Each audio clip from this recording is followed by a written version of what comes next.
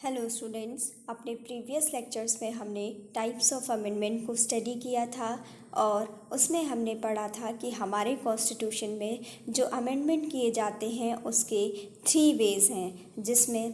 कि जो पहला आता है उसमें है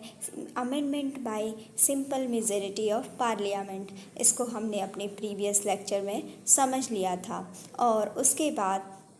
स्टूडेंट जो सेकंड नंबर है वो आता है amendment by special majority of the parliament. इसको हम अपनी प्रीवियस लेक्चर में पढ़ रहे थे और अभी भी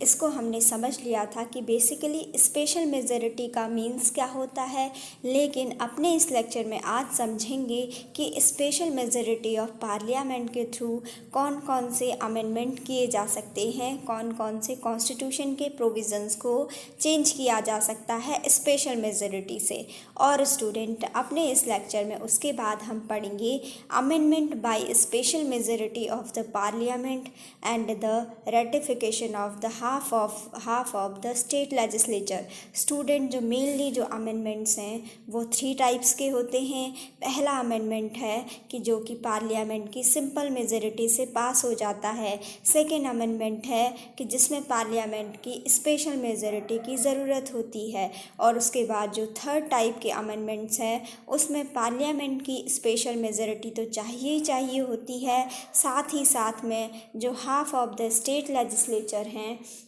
हाफ ऑफ द जो स्टेट लेजिस्लेचर हैं उनकी कंसेंट भी चाहिए होती है। तो स्टूडेंट अपने इस लेक्चर में हम समझेंगे कि स्पेशल मेजॉरिटी के थ्रू क्या क्या हमारे कॉन्स्टिट्यूशन में अमेंडमेंट किए जा सकते हैं पार्लियामेंट के द्वारा। और उसके बाद हम पढ़ेंगे कि ऐसे कॉन्स्टिट्यूशनल अमेंडमेंट जिनके लिए special majority of the parliament के साथ साथ ही जो half of the state legislature हैं उनके रेटिफिकेशन की भी ज़रूरत पड़ती है। तो चलिए स्टूडेंट आज का लेक्चर स्टार्ट करते हैं। हमने अपने प्रीवियस लेक्चर में सिंपल मेजॉरिटी ऑफ पार्लियामेंट को बहुत अच्छे से समझ लिया था। आई होप कि आपने इसको समझ लिया हो, नहीं तो आप इसको रिवाइज भी कर सकते हैं एक बार। और स्टूडेंट उसके बाद हमने स्टार्ट किया था स्पेशल मेजॉरिटी ऑफ पार्लियामेंट के थ्रू कौन कौन से कॉन्स्टिट्यूशनल अमेंडमेंट किए जा सकते हैं, इनको हम पढ़ेंगे। हमने स्पेशल मेजॉरिटी का मीन्स देखा था कि क्या होगा। स्पेशल मेजॉरिटी के लिए जो वोटिंग होती है उसमें क्या होना चाहिए, total membership of each house की मेजॉरिटी होनी चाहिए। ठीक है, इसको मैंने एग्जाम्पल से आपको काफ़ी डिटेल में समझाया था। आप इसका जो प्रीवियस लेक्चर है उसको देख सकते हैं। उसके बाद स्टूडेंट इसमें मैंने बताया था कि जो special majority of the parliament होता है उसको प्रूफ करने के लिए एक तो प्रत्येक हाउस की जो टोटल मेंबरशिप है उसमें मेजॉरिटी होनी चाहिए, और दूसरा ये होना चाहिए कि जो भी क्या है ईच हाउस में जो प्रेजेंट एंड वोटिंग है उनके 2/3 मेंबर्स की मेजॉरिटी भी उस लेजिस्लेशन के लिए मिलनी चाहिए जिसमें कॉन्स्टिट्यूशनल अमेंडमेंट किया जाना है। तो स्टूडेंट और उसके साथ ही जो स्पेशल मेजॉरिटी का कॉन्सेप्ट है उसमें जो टोटल मेंबरशिप है उसके लिए जो टोटल जो हाउस है, प्रत्येक हाउस है, चाहे वो लोकसभा हो चाहे वो राज्यसभा हो, उसमें अगर कोई भी वैकेंसीज़ हैं या फिर एब्सेंटीज़ हैं तो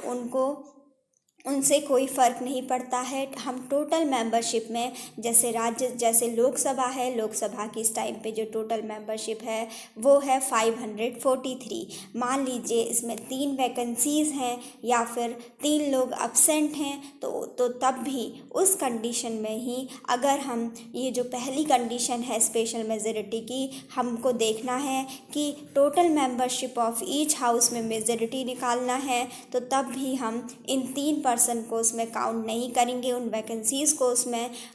उसमें से माइनस नहीं करेंगे। टोटल जो वैकेंसीज़ हैं जो क्या है टोटल जो मेंबरशिप है उसको ही हम टोटल मेजॉरिटी में से जो टोटल मेंबरशिप है उनकी मेजॉरिटी को निकालने के लिए हम क्या करेंगे, जो किसी भी सदन की किसी भी हाउस की, चाहे वो राज्यसभा हो चाहे वो लोकसभा हो, उनकी जो टोटल मेंबरशिप है उसको ही इंक्लूड करेंगे। अगर वैकेंसीज़ हैं या एब्सेंटीज़ हैं हटाया नहीं जाएगा, ठीक है। जो भी टोटल मेंबरशिप है वही उसमें इंक्लूड होगी, क्योंकि उसमें सब कुछ आ जाएगा कि टोटल कितने मेंबर हैं। और वहीं जब जो इसका स्पेशल मेजॉरिटी के लिए जो दूसरी कंडीशन दी गई है उसमें दिया गया है प्रेजेंट एंड वोटिंग, तो इसमें आ जाएगा कि जितने लोग सदन में प्रेजेंट होंगे उनकी 2/3 मेजॉरिटी उस लेजिस्लेशन को पास होने के लिए चाहिए होगी। तो स्टूडेंट, स्पेशल मेजॉरिटी के लिए मैंने आपको बताया था कि पार्लियामेंट में इन दोनों कंडीशंस को साइमल्टेनियसली सेटिस्फाई होना चाहिए। उसके बाद ही उस लेजिस्लेशन को या बिल को पार्लियामेंट के दोनों ही सदनों में सेपरेटली पास होना होगा। तो स्टूडेंट, यहाँ तक तो हमने अपने प्रीवियस लेक्चर में भी पढ़ लिया था। अब हम पढ़ेंगे। और स्टूडेंट, एक और चीज़ मैंने आपको बताई थी कि क्या होता है जब कोई भी बिल एक्ट बनता है, कोई भी चेंजेस लाए जाते हैं, तो उसके लिए क्या होता है, अलग अलग प्रोसेसेस होती हैं। सबसे पहले उस बिल को पार्लियामेंट के किसी भी हाउस में, चाहे लोकसभा हो चाहे राज्यसभा हो, वहाँ पर किसी भी पर्सनल मेंबर के द्वारा या फिर किसी भी मिनिस्टर के द्वारा उसको क्या किया जा सकता है, उसको बिल को रिप्रेजेंट किया जाता है। उसके बाद उसको लोकसभा या फिर राज्यसभा में, दोनों में ही क्या करना पड़ता है, स्पेशल मेजॉरिटी से उसको थर्ड रीडिंग होती है उसमें उसको स्पेशल मेजॉरिटी से उसको पास होना होता है। और ये बताया गया है कि अगर पार्लियामेंट चाहे और कोई इम्पॉर्टेंट कोई सेंसिटिव अगर मुद्दा है, कोई मैटर है जो कि सोशल सिक्योरिटी से रिलेटेड है, या फिर कोई बहुत ही इम्पॉर्टेंट मैटर है, तो उस पर अगर पार्लियामेंट चाहे तो वो हर स्टेज पर, तीनों ही स्टेजेस में उस बिल की, तीनों ही पास होने की स्टेजेस में क्या कर सकती है, स्पेशल मेजॉरिटी की कंडीशन को रिक्वायर कर सकती है, ताकि इससे क्या किया जा सके, जो बिल को पास होने की जो तीनों ही जो स्टेजेस हैं वो काफ़ी इफ़ेक्टिव हों। और बाद में जब वो बिल क्या होता है, एक्ट में बदलता है या कॉन्स्टिट्यूशनल अमेंडमेंट होता है उसके थ्रू, तो उससे क्या हो कि वो इफ़ेक्टिवली उसको सबका क्या हो, मेजॉरिटी उसको मिली हो, सबका उसको सपोर्ट मिला हो, सबकी वोटिंग मिली हो, और बाद में उससे क्या हो, एक इफ़ेक्टिव लॉ तैयार किया जा सके, और इफ़ेक्टिव लॉ को या फिर इफ़ेक्टिव लेजिस्लेशन को तैयार किया जा सके, या फिर इफ़ेक्टिव कॉन्स्टिट्यूशनल अमेंडमेंट को हमारे कॉन्स्टिट्यूशन में किया जा सके, जिसमें कि ज़्यादातर लोगों की मेजॉरिटी हो, ज़्यादातर लोगों की सहमति हो, मेजॉरिटी ऑफ द मेंबर्स की उसमें क्या हो, उनकी कंसर्न हो, उनकी कंसीडरेशन हो। तो स्टूडेंट, अगर पार्लियामेंट चाहे तो वो तीनों ही इफ़ेक्टिव स्टेजेस में, जबकि बिल पास होता है पार्लियामेंट के किसी भी हाउस में, उनमें भी स्पेशल मेजॉरिटी की कंडीशन को रिक्वायर कर सकता है। लेकिन जो बेसिकली जो स्पेशल मेजॉरिटी की कंडीशन की रिक्वायरमेंट होती है वो बिल की थर्ड रीडिंग में होती है, ये बताया गया है। स्टूडेंट, अब हम पढ़ेंगे कि जो स्पेशल मेजॉरिटी ऑफ पार्लियामेंट है उसके थ्रू हमारे कॉन्स्टिट्यूशन में क्या क्या अमेंडमेंट किए जाते हैं। स्टूडेंट, जो भी फंडामेंटल राइट्स में अगर कोई भी चेंजेस किया जाना है, फंडामेंटल राइट्स को अमेंड किया जाना है हमारे कॉन्स्टिट्यूशन में, तो उसके लिए पार्लियामेंट में स्पेशल मेजॉरिटी से उस बिल को पास होना होगा। और स्टूडेंट, अगर directive principles of state policy में कोई चेंजेस किए जाने हैं तो उसके लिए भी पार्लियामेंट में स्पेशल मेजॉरिटी से उस बिल को पास होना होगा। और स्टूडेंट, ऐसे जो भी प्रोविज़न्स हैं जो कि क्या है, जो अभी हमने फर्स्ट कैटेगरी में पढ़े, या फिर क्या हो जो थर्ड कैटेगरी, फर्स्ट कैटेगरी का मीन्स स्टूडेंट ये है कि जिसमें क्या होता है, जिसमें चेंजेस करने के लिए स्पेशल मेजॉरिटी की ज़रूरत नहीं होती है, जिनमें अमेंडमेंट एक सिंपल मेजॉरिटी ऑफ पार्लियामेंट से ही कर दिया जाता है। और स्टूडेंट, मैंने आपको बताया था कि ये जो फर्स्ट वाला है ये आर्टिकल 368 के एम्बिट से बाहर है, ठीक है। ये जो simple majority of the parliament है ये आर्टिकल 368 के अंडर नहीं आता है। तो इसमें यही बताया गया है कि ये जो special majority of the parliament parliament के थ्रू जो भी अमेंडमेंट किए जाएंगे वो उसमें क्या है, ऐसे अमेंडमेंट किए जाएंगे जो कि ये फर्स्ट कैटेगरी ऐसे अमेंडमेंट जो कि सिंपल मेजॉरिटी ऑफ पार्लियामेंट से किए जा रहे हों, या फिर जो थर्ड कैटेगरी है जिसमें कि बताया गया है amendment by special majority of the parliament and the ratification of the half of the state legislature. ये बताया गया है कि ये फर्स्ट और थर्ड कैटेगरी को छोड़कर जितने भी मैटर होंगे उन सब में अमेंडमेंट किया जा सकता है बाय जो ये स्पेशल मेजॉरिटी ऑफ पार्लियामेंट है इसके थ्रू। ठीक है, जो ये मेथड है इसके थ्रू अमेंडमेंट किया जाएगा। जो जो ऐसे मुद्दे हैं जो कि सिंपल मेजॉरिटी ऑफ पार्लियामेंट के थ्रू पास नहीं हो सकते हैं, या फिर जिनके लिए स्पेशल मेजॉरिटी ऑफ पार्लियामेंट के साथ जो half of the state legislature की रेटिफिकेशन की ज़रूरत नहीं है, तो ऐसे सभी अमेंडमेंट को स्पेशल मेजॉरिटी ऑफ पार्लियामेंट से पास किया जा सकता है। मीन्स कि स्टूडेंट ऐसे अमेंडमेंट जो फर्स्ट और थर्ड कैटेगरी में नहीं आते हैं वो सारे उसके बाद के जितने भी कॉन्स्टिट्यूशनल अमेंडमेंट हैं वो amendment by special majority of the parliament के थ्रू किए जा सकते हैं। तो चलिए स्टूडेंट, अब हम पढ़ेंगे कि ऐसे कौन कौन से कॉन्स्टिट्यूशनल अमेंडमेंट हैं। अभी हमने देखा कि उनको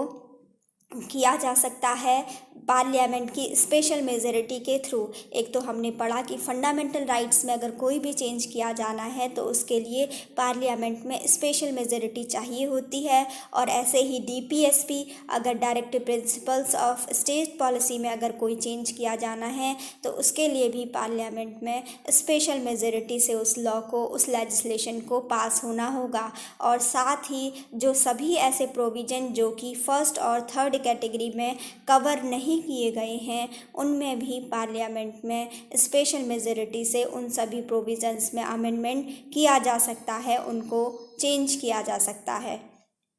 इसके बाद स्टूडेंट जो थर्ड कैटेगरी ऑफ अमेंडमेंट आती है उसमें कहा गया है by special majority of the parliament and the states. इसमें ये कहा गया है स्टूडेंट्स कि क्या होगा, by special majority of the parliament. Special majority of parliament की ज़रूरत होगी और इसके साथ ही साथ क्या होगा, जो हाफ ऑफ द स्टेट्स हैं, half of the state legislature हैं, उनकी कंसेंट की भी ज़रूरत होगी। और student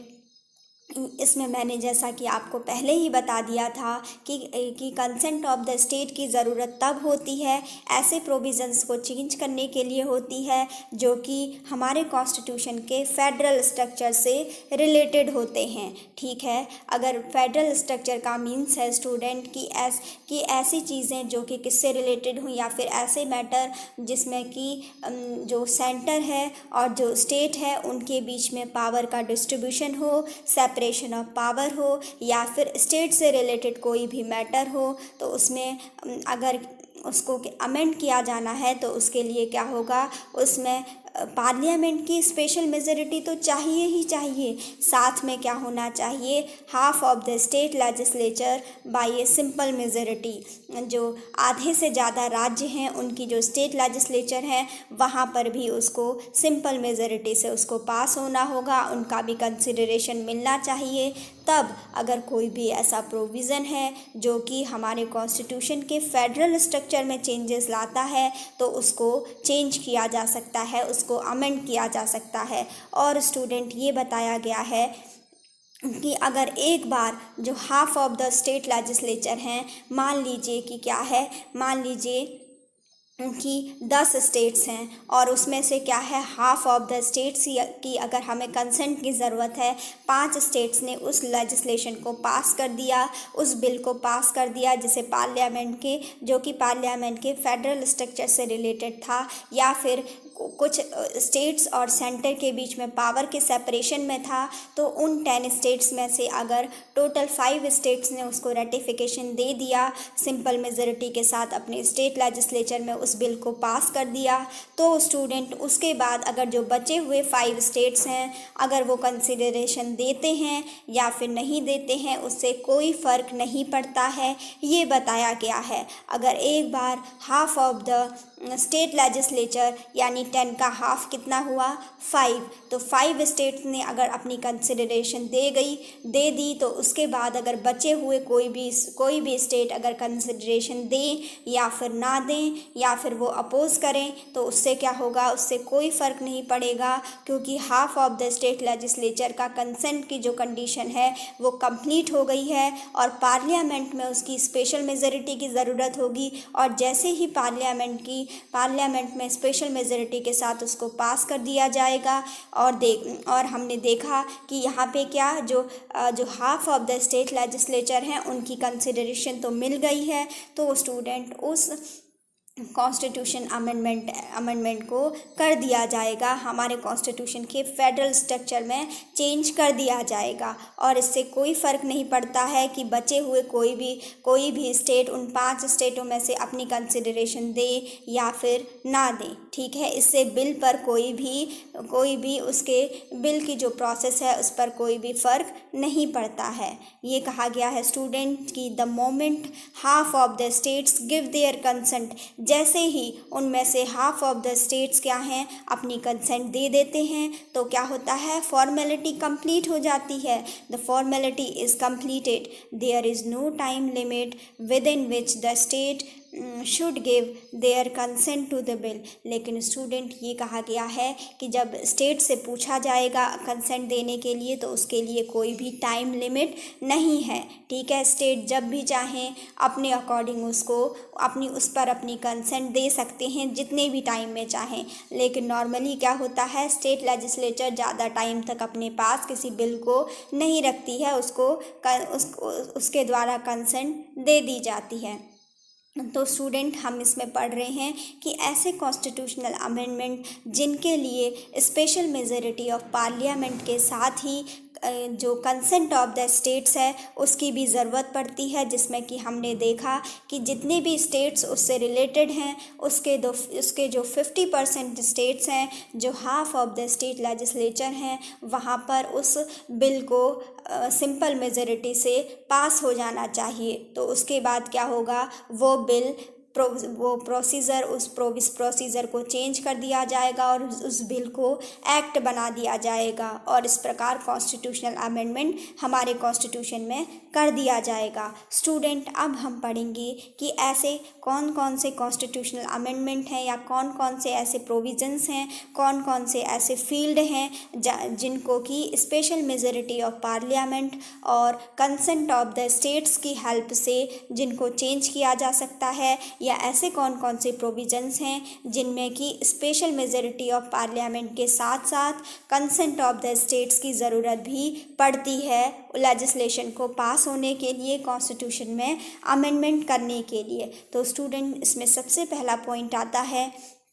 election of the president and it's manner. अगर जो प्रेसिडेंट का जो इलेक्शन है और उसके तरीके में कोई भी अगर चेंज किया जाना है कि उसका प्रोसीजर क्या है, उसके लिए अगर कोई चेंज लाना है तो उसमें क्या होगा, पार्लियामेंट में उसको स्पेशल मेजॉरिटी से उस बिल को पास होना होगा और उसके बाद उसमें half of the states legislature की कंसेंट भी सिंपल मेजॉरिटी के साथ होनी चाहिए। उसके बाद स्टूडेंट सेकंड पॉइंट दिया गया है extent of the executive power of the union and states. अगर कोई भी ऐसा मैटर है जिसमें कि यूनियन एंड स्टेट की जो